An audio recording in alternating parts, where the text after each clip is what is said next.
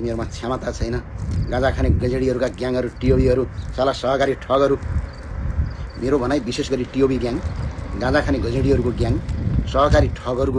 Gyanendra psycho हिजो रातिको जुन फेसबुक लाइभ हेरेपछि थाहा भयो कि ज्ञानेन्द्र साई कतिसम्म जनताको लागि क्यापेबल मान्छे रहेछ र कतिसम्म चाहिँ राजनीतिमा गिर्न सक्ने रहेछ भन्ने कुरा चाहिँ स्पष्टता भयो, सबैमा भयो होला होइन। अब म जस्तो राजनीतिको नजान्ने मान्छेले त यतिसम्म बुझ्यो। यो खालको जुन उहाँले हिजो बेलुका दिनुभएको जुन त्यो अभिव्यक्तिहरू भनौँ अथवा त्यो आरोपहरू भनौँ, त्यो के भन्छ नि होइन, त्यस्तो खालको चाहिँ हामी 2-3 क्लास स्कुल पढ्दाखेरि पल्लो गाउँको साथी र वल्लो गाउँको साथीमा त्यस्तो खालको कुरा गरेर विवाद गर्थ्यो क्या। तँ उस्तो, तँ यस्तो, तँ यो थियो, तँ त्यो थियो, पख भोलि म सरलाई भन्थ्यो नि। त्यस्तै खालको कुरा गर्नुभयो क्या।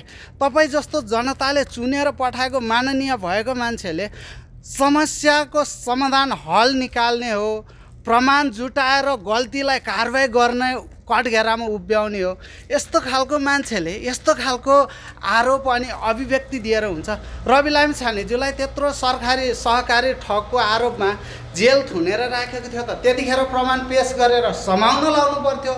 अब तपाईँले त्यो जुन टिओबी ग्याङ भन्छ त्यो ग्याङहरूलाई समातेर अब कारबाहीमा उभ्याउनु पर्थ्यो।